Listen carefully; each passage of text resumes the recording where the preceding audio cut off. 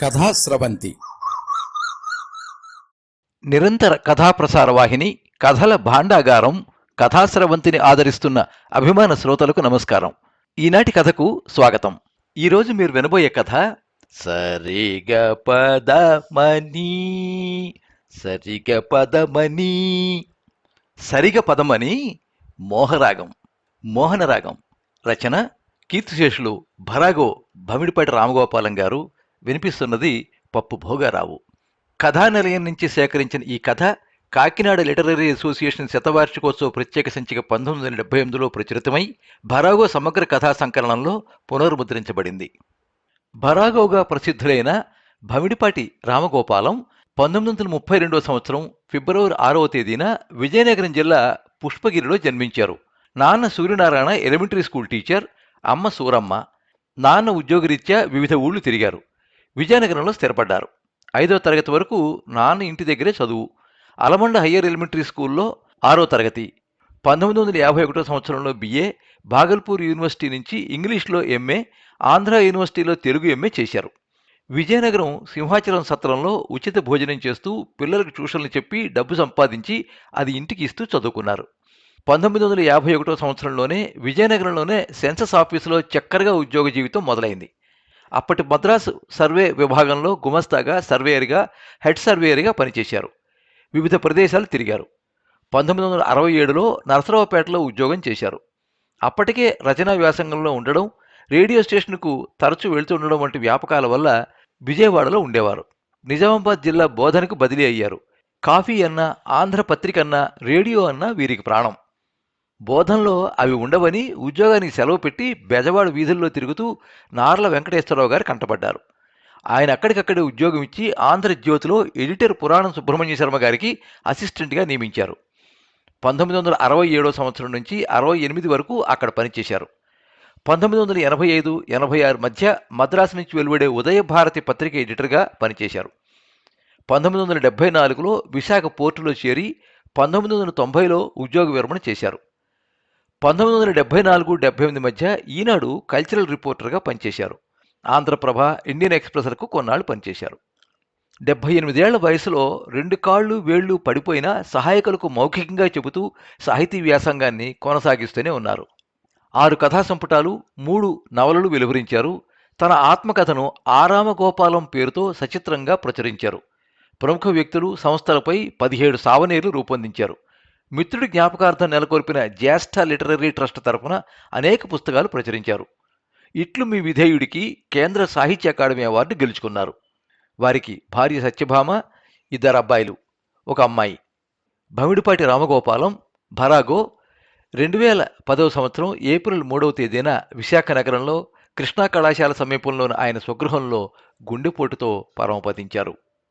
ఈ కథనం మీకు నచ్చినట్లయితే ఈ వీడియోని లైక్ చేయండి, మీ మిత్రులకు షేర్ చేయండి, మీ అభిప్రాయాన్ని కామెంట్స్లో తెలియజేయండి. మీరు మొదటిసారి ఈ ఛానల్లో కథ వింటున్నట్టయితే ఈ ఛానల్ని సబ్స్క్రైబ్ చేసుకోండి. పక్కనుండే బెల్ ఐకాన్ని తప్పకుండా నొక్కండి. ఇలా ఈ ఛానల్ ద్వారా వినిపించే కథలన్నీ మీకు ఎప్పటికప్పుడు అందుతాయి.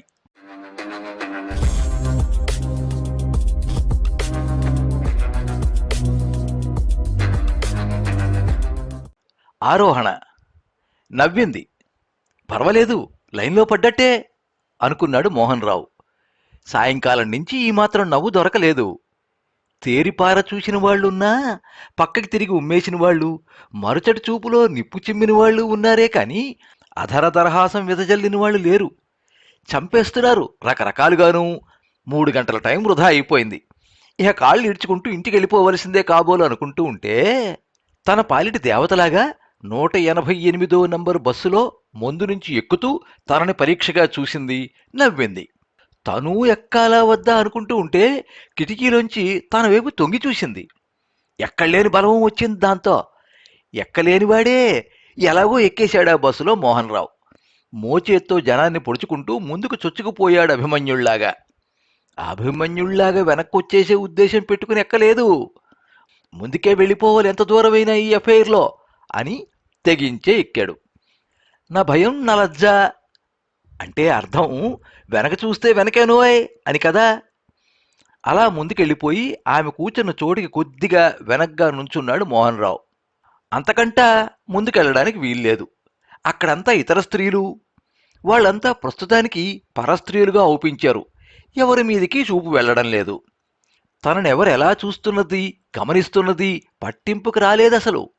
స్టాపుకి వెనక్కి తిరిగి తన వైపు చూస్తూనే ఉందామె. నేనున్నానా లేదా అని చూస్తోంది అనుకున్నాడు. ఆమె ఎప్పుడు చూస్తుందా అని కళ్ళు అటేపే పెట్టి ఉంచాడు. తను దిగిపోతే వెనకాతలే దిగిపోతుంది, అది గ్యారంటీ. కానీ ఈ రూట్లో ఎక్కడా దిగి లాభం లేదు. ఒంటరి స్నేహితుల రూములు లేవు, ఎరుగున్న లాడ్జీలు లేవు. ఆమె ఎక్కడ దిగుతుందో అక్కడే తను దిగి వీలుంటే కూడా వెళ్ళిపోవాలి. అదే తక్షణ కర్తవ్యం. ఇంటికెళ్తుంది కాబోలు. చేతిలో కూరల సజ్జ ఉంది ఆమెకి. అది మంచిదే, సంసారపక్షంగా ఉంటుంది. ఇల్లెక్కడో కనుక్కుంటే ఎందుకైనా మంచిది, ఎప్పటికైనా మంచిది. 6 స్టాపులు దాటాక 5 సెకండ్ల పాటు తన చూపులో చూపు కలిపి ఉంచింది. నవ్వుతో ముగించిందా చూపుని. అంటే అంతసేపు తనకు ఆ దృష్టి ఉందా లేదా అని చూసి చూసి ఆలోచించి ఆ సుదీర్ఘ వీక్షణంలో ఇతను నా కోసమే వస్తున్నాడు అని రూఢి చేసుకుందన్నమాట. అలా రూఢి చేసుకుందని తనకు తెలియడానికి, తన అంగీకారం తెలపడానికి నవ్విందన్నమాట. తరువాతి స్టాపులో తను దిగిపోదానన్నట్టుగా ఆమె కండక్టర్తో చెబుతోంది. అది రిక్వెస్ట్ స్టాపు. ఆపమని అడిగితే తప్ప ఆపరు. తనకు తెలియాలని కూడా ఎదర ఆపమని మరీ మరీ ఆంగికం చేసి చెబుతోంది. గైడా, భయపడకుము, నేను నీ వెంటనే ఉన్నాను అనుకుంటూ తరువాతి స్టాపులో దిగిపోవడానికి బస్సులో జనాన్ని నెట్టుకుంటూ వెనక గేటు వరకు వచ్చేశాడు మోహన్ రావు. ఆ తోపుడులో ఆదుర్దాకి అనేక మంది హేళన చేశారు, కోపడ్డారు కూడా, ఒకరో ఇద్దరోనూ. ఏదీ లక్ష్యం చెయ్యలేదతను. అతని లక్ష్యమే వేరు కదా. తోసుకుని గేటు దగ్గరికి వచ్చేసరికి బస్సు ఆగింది. ఆమె చటుక్కున లేచి ముందు నుంచి దిగడం గమనించి చకచకా దిగిపోయాడు మోహన్ రావు. దిగిన వాళ్ళు ఇద్దరే. బస్సు వెళ్ళిపోయింది. అవరోహణ. చిరునవ్వుతో ఆమెను సమీపించాడు మోహన్ రావు. మీ ఇల్లెక్కడండి అని అడిగింది ఆమె. మా ఇల్లు బర్కత్పురాలోనండి. అయినా ఇంట్లో బాగా లేదండి. బాగా లేకపోవడం ఏమిటి? కళ్ళలోకి చూస్తూ అడిగింది. అసలేమీ అర్థం కానట్టే ఆ ప్రశ్న అర్థం. దెబ్బతినేశాను అనుకున్నాడు మోహన్ రావు. ఆ ప్రతిపాదన తన నుంచి రావాలని ఆమె ఎదురు చూస్తోందన్నమాట. సహజమే కదా. రెడ్డొచ్చినట్టయింది. మళ్ళీ మొదలెట్టాలి. టైం ఎంతయిందండి? నా వాచి ఆగిపోయింది. 8:20. ఆమె వాచి చూసి చెప్పింది. మీ ఇల్లు ఇక్కడేనా? అవునండి, ఎర్రమంజిల్ కాలనీలో ఉంటున్నాం. వస్తారా? మా వారు లేరు, నైట్ డ్యూటీ ఇవాళ. హాయ్ హాయ్, మంచి సమయం, నక్కను తొక్కొచ్చాను అనుకున్నాడు మోహన్ రావు. ఇంకెవరుంటారు ఇంట్లో? పిల్లాడుంటాడు, 4వ క్లాసు. మెల్లిగా నడుస్తున్నారు. కాలనీ గేటు దాటి లోపలికొచ్చారు. మీ ఇంటికి రావచ్చా? రేపు ఉదయం రాండి. నెంబరు చెప్పింది. అప్పుడైతే ఆయనుంటారు. కొంపతీసి తెలిసిన వాళ్ళ ఏమిటి? కంగు తిన్నాడు. ఇప్పుడోసారి వచ్చి ఇల్లు చూసి వెళతాను, రేపు మళ్ళీ వస్తాను. పొద్దుట మళ్ళీ నెంబర్లు వెతుక్కోవడం కష్టం కదా. రేపంటే రేపు పొద్దుటే కాదనుకోండి, ఆదివారం అయితే ఆయనకి ఆఫ్, పూర్తిగా ఇంటి దగ్గరే ఉంటారు. నెంబరుంటే మా ఇల్లు సులువుగానే కనిపెట్టచ్చు. ఇక్కడ నెంబర్లు అంత అస్తవ్యస్తంగా ఉండవు. పోనీ మీ అబ్బాయిని ఒకసారి చూసి వెళ్తాను.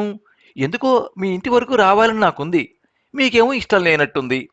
ఇంత దూరం తీసుకొచ్చి వెనక్కి పంపేయడం అన్యాయం. ఇష్టం లేకపోవడమే. తప్పకుండా రండి. ఆమె నడక జోరు చేసింది. అమ్మయ్య, కనికరించింది. ఇంక వీళ్ళింటికి వెళ్లేలోగా మరిన్ని మాటలు పొయ్యాలి. అప్పుడప్పుడు కనిపిస్తూనే ఉంటారు మీరు, కానీ మాట్లాడడానికి అవకాశం ఇవ్వలేదు ఎప్పుడూను. ఇవాళ నా అదృష్టం బాగుంది కనుక నేనెక్కిన బస్సులోనే మీరు ఎక్కడం జరిగింది అన్నాడు. ఆమె ఆగింది. అతను యాంత్రికంగా ఆగాడు.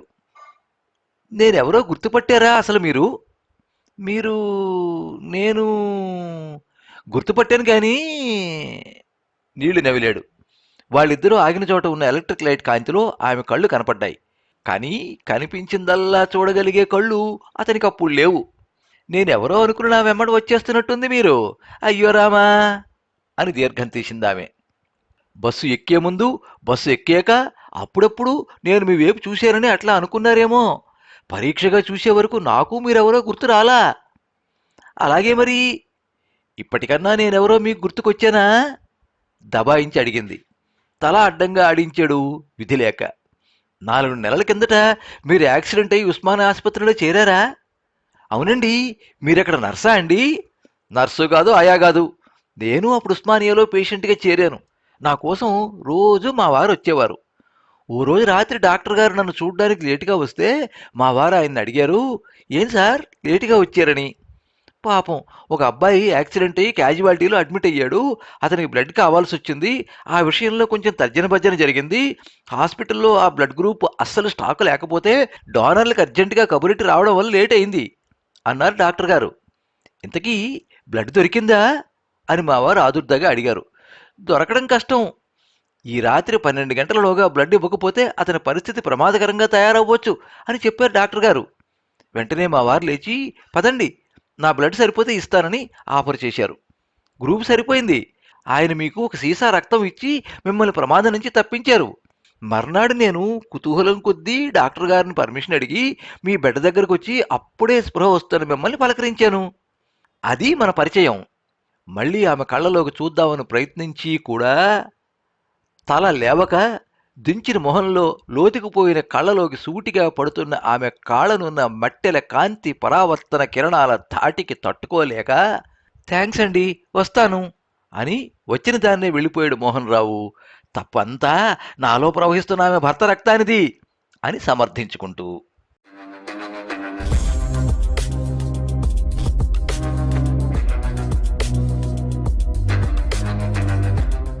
మీరింతవరకు సరిగ పదమని సరిగ పదమని మోహనరాగం మోహరాగం కథ విన్నారు.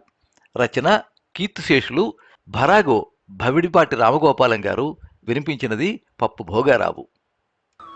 ఎప్పుడు మీ అభిమానాన్ని కోరుకునే పప్పు భోగారావు. సర్వే జనాః సుఖినో భవంతు. కథా స్రవంతి